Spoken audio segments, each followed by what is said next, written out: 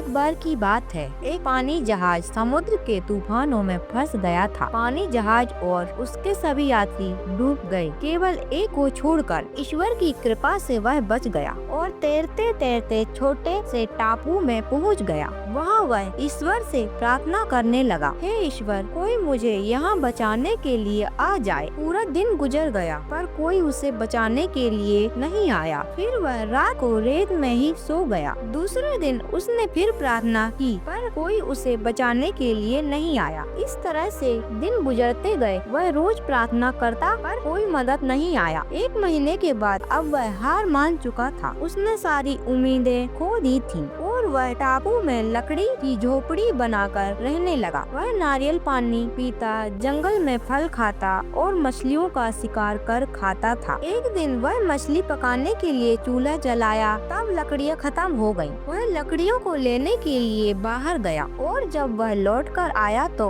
उसके झोपड़े में आग लग चुकी थी। यह देख वह बहुत उदास हुआ और ईश्वर को कोसने लगा। उसने कहा, ईश्वर, आप बहुत निर्दयी हो। मैंने मन्नत मांगी, आपने मन्नत नहीं भेजी। मैंने रहने के लिए झोपड़ी बनाई, आपने उसे भी जला दिया। ईश्वर, आप बहुत ही निर्दयी हो। वह पूरे दिन ईश्वर को कोसते कोसते रात को सो गया। सवेरे जब उसकी नींद खुली तब उसने देखा, उसने एक बड़े से पानी के जहाज को सामने पाया। उसे अपनी आंखों पर भरोसा नहीं हो रहा था कि कोई उसे बचाने के लिए आ गया है। वह पानी के जहाज में चढ़ा और पानी का जहाज चलने लगा। उत्सुक सा बस उसने जहाज के कैप्टन से पूछा, आपको कैसे पता चला कि इस सुनसान टापू पर मैं फंसा हुआ हूँ? कैप्टन ने कहा, कल आपने ही तो फायर सिग्नल भेजा था। इस पर उस आदमी ने कहा, पर मैंने तो कोई फायर सिग्नल नहीं भेजा था। फिर उसे अपने जलते हुए झोपड़े की याद आई और वह समझ गया कैप्टन ने उसके जलते हुए झोपड़े को फायर सिग्नल समझ लिया है। उसे एहसास हुआ कि झोपड़ी में आग लगना ईश्वर का ही प्लान था ताकि वह उस टापू से निकल सके। अब वह ईश्वर का शुक्रिया अदा करने लगा।